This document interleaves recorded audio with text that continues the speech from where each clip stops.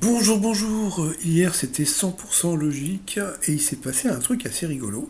C'est que, bon alors bon voilà, donc là c'était les people.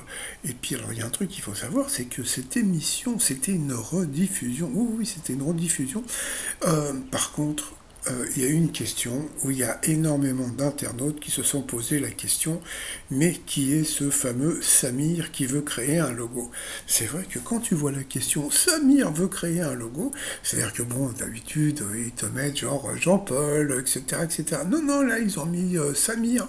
Alors bon, vous savez comment ça se passe sur les réseaux sociaux, beaucoup de gens se sont posé la question, est-ce que le piège, c'était par rapport au prénom? Et pas du tout, hein, c'était juste le truc. Et puis bon, bah alors qu'est-ce que ça donnait au terme des audiences? Eh bien, 100% logique, qui était une rediffusion, a battu The Voice. Eh ouais, regardez, donc bon, bah en premier, c'est les mystères de la grotte de Régulus avec Laurie. Et puis bon, bah 100% logique, a battu donc un inédit de The Voice. Et pourtant, c'était une rediff. Donc bravo à Cyril Ferraud. Plus tard.